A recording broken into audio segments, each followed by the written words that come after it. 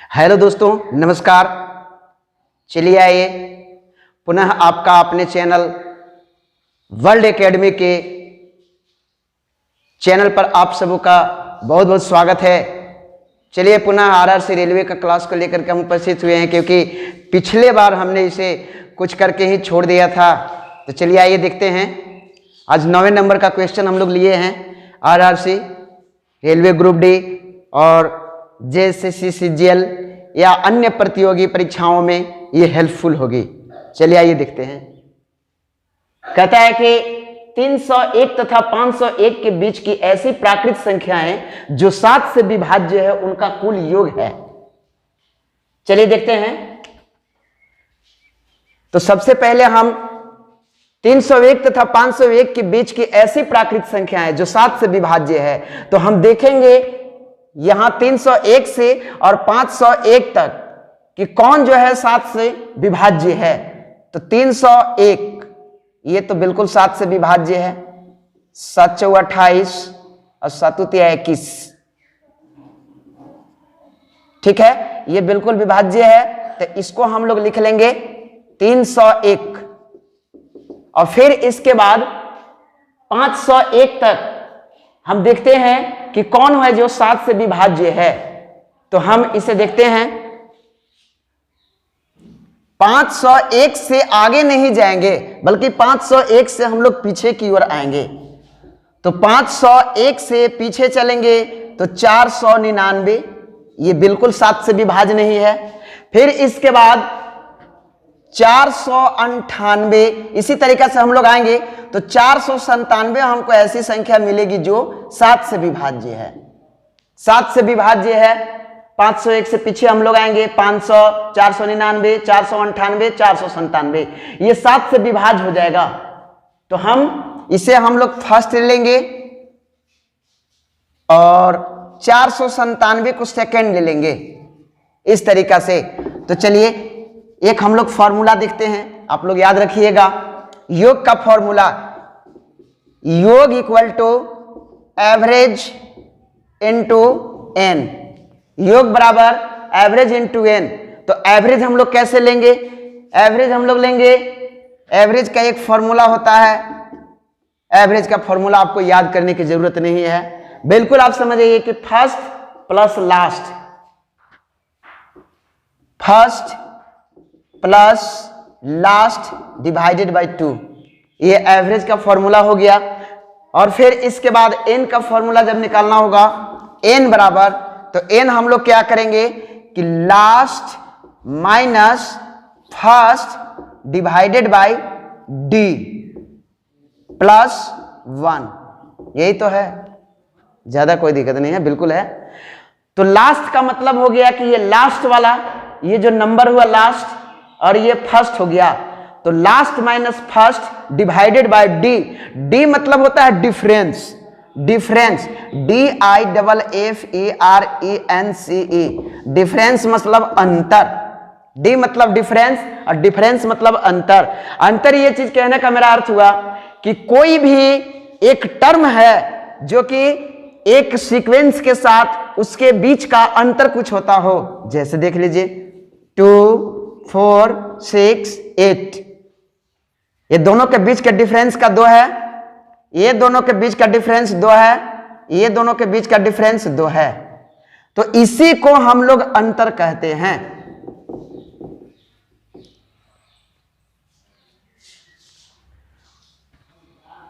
तो हमारे पास n equal to last minus first divided by d plus 1, यही चीज याद रखना है। इसी पर हम लोग इस फॉर्मूला को, इसको हम लोग पुट करेंगे इस फॉर्मूला पर, हमारे पास आंसर होगा। चलिए देखिए देखते हैं। एवरेज बराबर फर्स्ट प्लस लास्ट, यानी कि 301 प्लस 497, इसको जोड़ेंगे और बट्टा 2, तो 7 1 8, 9 और 3 4, 4 और 3 7, 798 बट्टा 2 हो गया। इसको जब हम लोग काटेंगे तो 2 तिया 6, 2 9 18, 2 तिया 6, 2 9 18 और 2 9 18, यानी कि हमारे पास 399 आया निकल करके। 399 इसको हम लोग वहां रखेंगे। फिर इसके बाद लास्ट माइनस फर्स्ट तो लास्ट हुआ हमारे पास 497 माइनस 301 बट्टा में डी का मतलब डिफरेंस यानी कि 7 का डिफरेंस है, तो हम लोग ले लेंगे यहाँ पे 7 + 1। तो इसको जब हम लोग घटाएंगे तो आएगा कितना, 7 में से 1 गया 6, 9 और 4 में से 3 गया 1/7। इसको हम लोग काट के देखते हैं, 7 दूना 14, 5 7 8 56, हाँ कट जाएगा। 7 दूना 14 आया 6, 7 8 56, 28। तो 28 आ गया, 28 + 1 यानी कि 29। तो अब कुछ करना नहीं है, बस डायरेक्ट हम लोग ले लेंगे यहाँ पे एवरेज इंटू एन, इसके जगह पर हम लोग ला करके उसको रख देंगे 399 इंटू 29। तो इसको हम लोग गुना करेंगे तो आएगा हमारे पास निकल करके 1157 यही हमारा फाइनल आंसर हो गया। ये समझाने में इस तरीका से लेट लगा, और नहीं तो इसको जल्दी से बनाते तो ज्यादा देर नहीं लगता, बिल्कुल तुरंत हो जाता। चलिए यहां तक समझ में आया होगा, क्लियर। तो चलिए नेक्स्ट क्वेश्चन देखते हैं। 10वें नंबर का क्वेश्चन कहता है कि एक पेड़ प्रति वर्ष अपनी ऊंचाई का 1/10 बढ़ता है, 1/10 बढ़ता है। यदि आज उसकी ऊंचाई 100 सेंटीमीटर है तो 2 बरस बाद पेड़ की ऊंचाई क्या होगी। 2 बरस बाद पूछ रहा है। तो देखिए कह रहा है कि एक पेड़ प्रति वर्ष अपनी ऊंचाई का 1/10 बढ़ता है। कितना बढ़ता है, 1/10। तो अगर इस तरीका से आएगा तो हम लोग पहले ही इसकी चर्चा कर चुके हैं कि अगर वृद्धि आया तो 1/10 है, तो इसको हम लोग क्या करेंगे कि इसके साथ ला करके जोड़ देंगे, होल वैल्यू वाला नियम। तो 10 1 11, 11/10 यानी कि इतना बढ़ रहा है प्रति वर्ष, इतना बढ़ रहा है प्रति वर्ष। तो बोलता है कि यदि आज उसकी ऊंचाई 100 सेंटीमीटर है, आज उसकी ऊंचाई 100 सेंटीमीटर है, तो 2 बरस बाद पेड़ की ऊंचाई क्या होगी। 2 बरस बाद बोल रहा है। तो अगर आगे पूछ रहा हो तो सीधा गुना, और अगर पीछे की पूछता हो, अगर पूछ देता कि 2 बरस पहले कितनी ऊंचाई थी, तो पीछे रहता तो हम लोग क्या करते कि बस उलट के गुना कर देते उसके साथ में।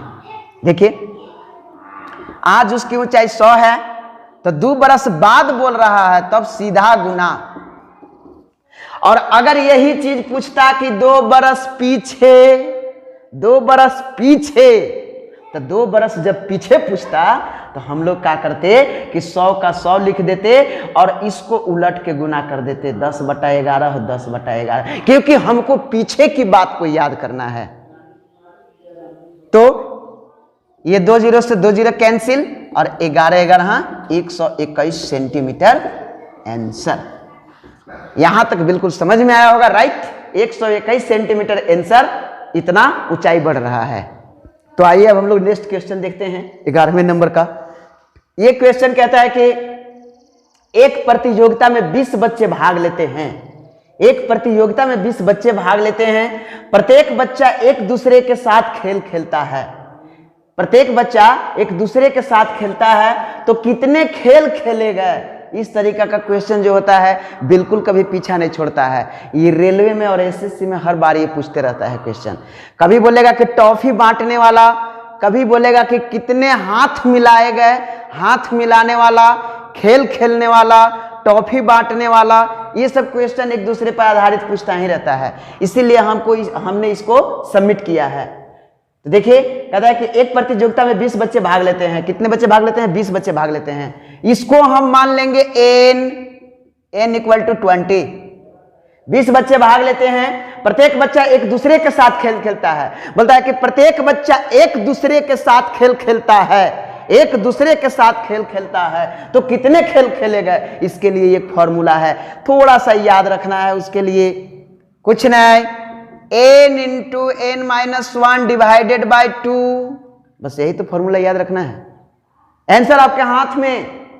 n का मतलब कि 20 × 20 - 1 / 2 = 20 × 19/2। तो 2 से 2 दहिया 20, 19 दहा 190, यानी कि 190 खेल खेले गए, आंसर यहां तक राइट होगा। तो चलिए अब हम लोग नेक्स्ट क्वेश्चन पर चलते हैं। अगले क्वेश्चन को देखते हैं। 12वें नंबर का क्वेश्चन कहता है कि एक विद्यालय में 200 विद्यार्थी हैं। कितने विद्यार्थी हैं? 200 विद्यार्थी हैं, जिनमें से 3/10 भाग लड़के हैं। कहता है कि एक विद्यालय में 200 विद्यार्थी हैं, जिनमें से 3/10 भाग लड़के हैं, तो विद्यालय में लड़कियों की संख्या बतावें। इसको हम लोग 2 तरीका से बना लेंगे। देखिए, पहले कुल स्कूल में विद्यार्थी कितने हैं? 200। तो 200 का ही न 3/10 है, जो कि 3/10 भाग लड़का है। और जब 3/10 भाग निकाल देंगे और 200 में से तो नहीं निकल जाएगा कि शेष लड़के हैं। तो चलिए देखते हैं। इसको जब काट दीजिएगा तो 20 तिहाई 60 और 200 माइनस 60 कर दीजिएगा तो 140, यही तो लड़कियां हो गई आंसर। और इसी को हम लोग और तरीके से देख सकते हैं। दूसरे तरीका से हम लोग देखेंगे कैसे। दूसरे तरीका से हम लोग देखेंगे, बार बार कहते आ रहे हैं कि जिस तरीका से अगर दिया हुआ होगा, अगर वृद्धि है तो जोड़ देना है। देखिए 3/10, अगर वृद्धि है तो जोड़ देना है, और अगर कमी है तो घटा देना है। तो यहां तो कमी हो रहा है ऑटोमेटिक, क्योंकि 3/10 भाग लड़के हैं। 3/10 भाग लड़के हैं, तो 10 में से 3, तो कितना बचा? 7/10। तो 7/10 तो कितने में, कुल कितने विद्यार्थी हैं? तो कुल 200 है। खत्म। 20 सत्ते 40 से 140 आंसर।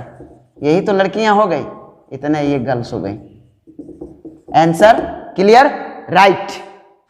तो चलिए आइए अब हम लोग देखते हैं नेक्स्ट क्वेश्चन। 13वें नंबर का क्वेश्चन है। कहता है कि दीपक के पास कुछ मुर्गियां और कुछ बकरियां हैं। दीपक नाम के कोई है, उसके पास कुछ मुर्गियां और कुछ बकरियां हैं। प्राणियों के सिरों की संख्या 90 और पैरों की संख्या 248 है। तो दीपक के पास बकरियों की संख्या कितनी है? तो देखिए हम लोग देखते हैं। और इस तरीका के क्वेश्चन पूछते रहता है, हर बार ये क्वेश्चन पूछता है। रेलवे में, एसएससी में, बैंक के क्लर्क की सब में पूछते रहता है। ये भी क्वेश्चन पूछा हुआ क्वेश्चन है। पंजाब नेशनल बैंक 2010 में इस क्वेश्चन को क्लर्क के रूप में ऐड किया था पीएनबी ने। तो देखिए देखते हैं इसको हल करने के लिए। और हाँ, ये चीज नहीं करना है कि मान लिया कि, क्योंकि हमारे पास अज्ञात है ना, मान लिया कि मुर्गियों की संख्या x है और बकरियों की संख्या y है, तो x + 200, ऐसे ऐसे कुछ नहीं करना है। ये सब कुछ नहीं, बिल्कुल ट्रिक देखते हैं हम लोग। आइए बिना समय गंवाए देखते हैं इसको। फट से एकदम लगाते हैं। छोटा सा एक फॉर्मूला है, और अगर नहीं भी फॉर्मूला लगाइएगा तो कोई दिक्कत नहीं है। जहां भी पैरों की संख्या आएगा, जहां भी पैरों की संख्या आएगा उतना बट्टा 2 कर देना है। तो देखिए लिख भी लेते हैं, L/2 - h। हिंट्स में लिख लेते हैं, L बराबर लेग, लेग मतलब पैर, हम लोग लिख लेते हैं। और H का मतलब head, HEAD head, head means सिर, हम लोग लिख लेते हैं। फिर इसके बाद क्या करते हैं, L/2, पैरों की संख्या कितनी है? 248। 248/2, 2 से 2 एकम 2, 2 दूना 4, 2 चौका 8, यानी कि 124 आया हमारे पास। 124 आया, तो 124 में सिरों की संख्या यानी कि माइनस हेड, हेड माने सिर, सिर कितना है? 90 है। तो 124 माइनस 90, तो 4, और 12 में से 9 गया तो 3, यानी कि, और हाँ, ये जब भी निकलता है तो ये 4 पैर वाला का फॉर्मूला ये है। ये 4 पैर वाला, ये 4 पैर वाला निकलेगा, यानी कि 4 पैर वाला की संख्या कितना हो गया? 34, यानी कि बकरियों की संख्या हमारे पास 34 आंसर। और अगर 2 पैर वाला जब पूछता है, तो 2 पैर वाला पूछता है तो हम लोग क्या करेंगे, हमारे पास सिरों की संख्या कितनी है? 90। 90 में से 34, अगर 2 पैर पूछा तो 90 - 34, 10 में से 4 गया 6 और यहाँ बचा 8 में से 3 गया 5 यानी कि 56। हमारे पास 2 पैर वाला की संख्या हो गया 56 और 4 पैरों वाला की संख्या हो गया 34। इसको हम लोग चेक करना चाहें तो चेक कर सकते हैं। देखिए चेक करके भी दिखा दे रहे हैं, लिखते हैं चेक। इसको जोड़िएगा तो 6 4 10 के 0 हासिल 1 5 3 8 1 9 यानी कि 90। हमारे पास सिरों की संख्या 90 आ गया। और अगर पैरों की संख्या हमको देखना है कि सचमुच में 248 आता है कि नहीं, तो बकरी कितने पैर का होते हैं? 4 पैर का होते हैं। तो 34 गुना 4 कीजिए, 4 चौक 16 के 6 हासिल 1 4 3 12 1 13 136 आया। और बताइए ये 56 है, तो 56 है तो ये 2 पैर वालों की संख्या है, तो 56 गुना 2 तो 2 छक 12 के 2 हासिल 1 2 5 10 1 11 तो 6 2 8 3 1 4 1 1 2। बिल्कुल राइट। हमको लगता है कि यहाँ तक बिल्कुल समझ में आया होगा आप लोगों को। बिल्कुल, और इतना करने की जरूरत नहीं है। इसके लिए बिल्कुल ट्रिक लगाना है, L/2 - H 248/2 124 आंसर। और 124 में से -90 घटा दीजिए, 34 आपके पास बकरियों की संख्या निकल करके आ जाएगा। राइट, समझ में आया होगा हम आशा करते हैं। तो चलिए आइए हम लोग देखते हैं नेक्स्ट क्वेश्चन। 14वें नंबर की क्वेश्चन को कहता है कि शुरुआती बिंदु पर एक बस में लड़कों की संख्या लड़कियों की संख्या से दुगनी है।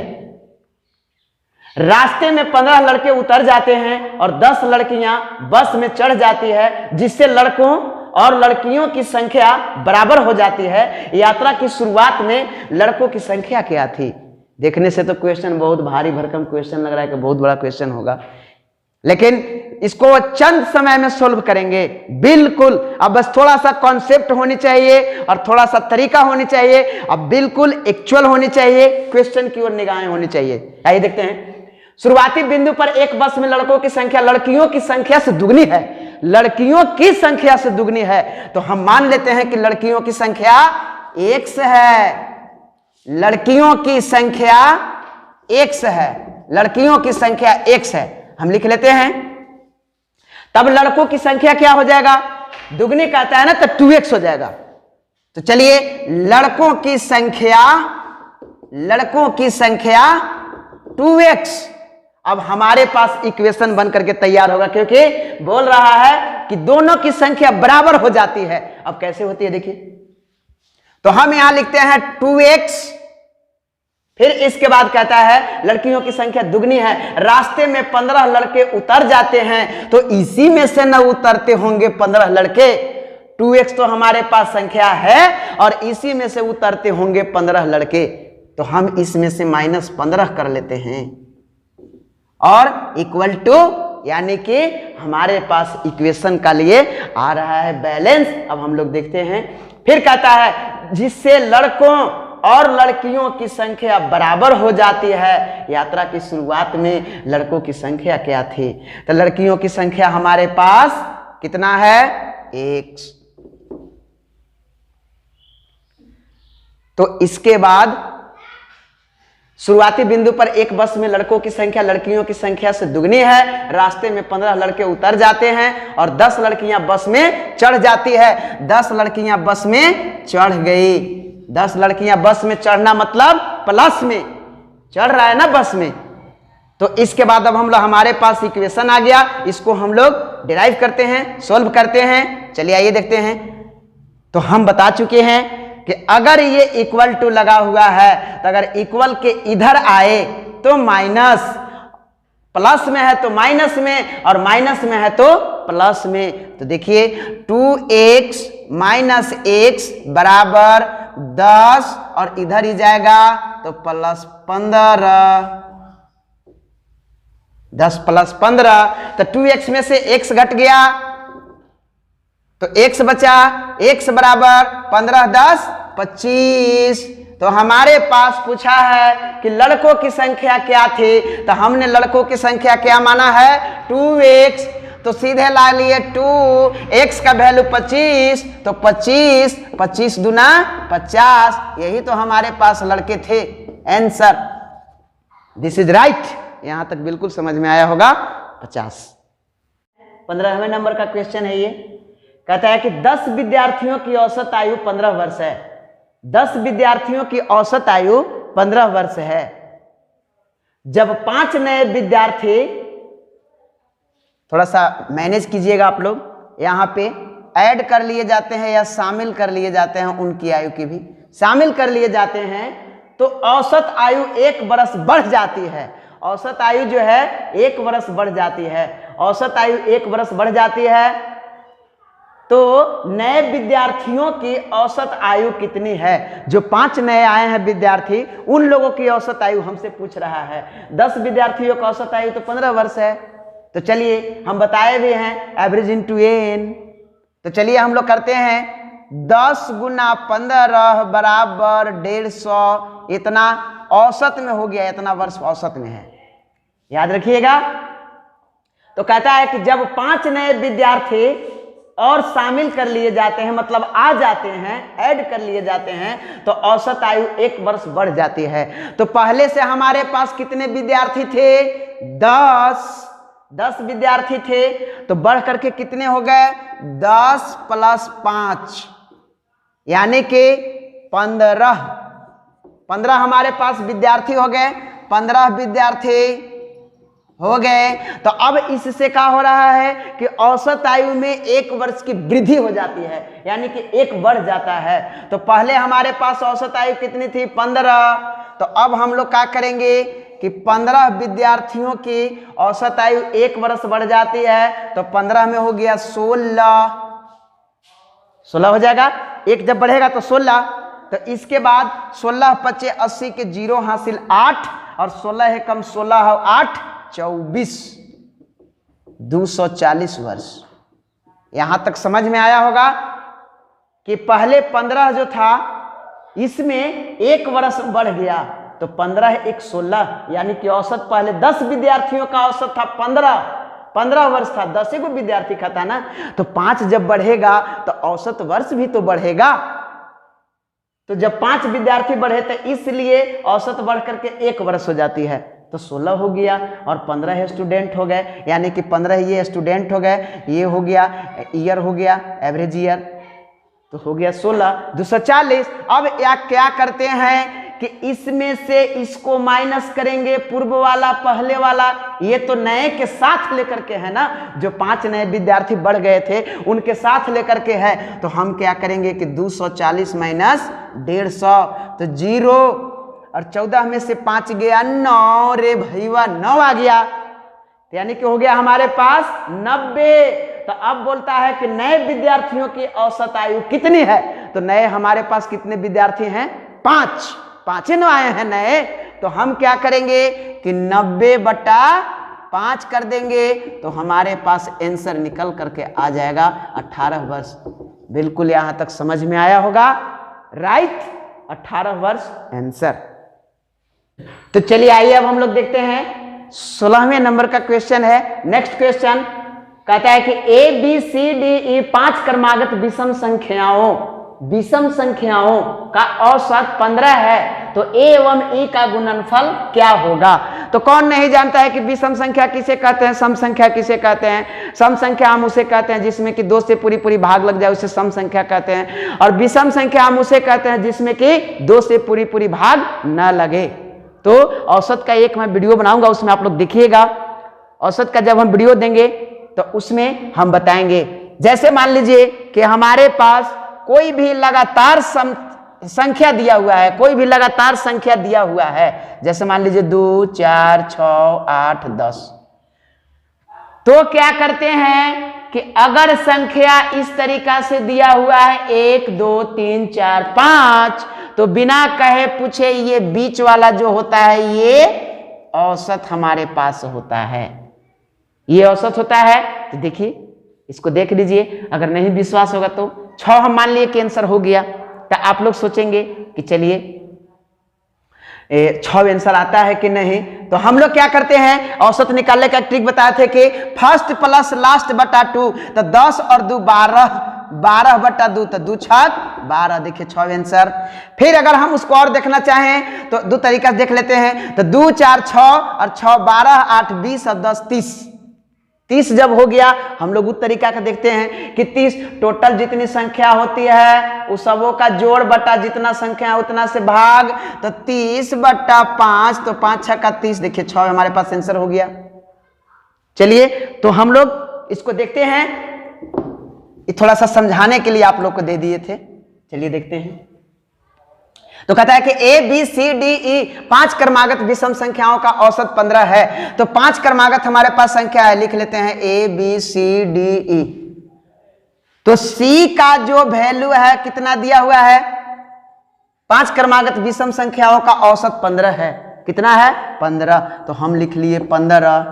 तो जब हम 15 लिख लिए तो हम जान रहे हैं कि विषम संख्या है, तो 15 जब हो गया तो 15 से आगे हम लोग देखेंगे तो 15 दू 17 और 17 दू 19 और 15 से 2 पीछे आते जाएंगे तो 15 में से 2 जाएगा तो 13 और 13 में से 2 जाएगा तो 11। देखिए हमारे पास टर्म बन करके तैयार हो गया।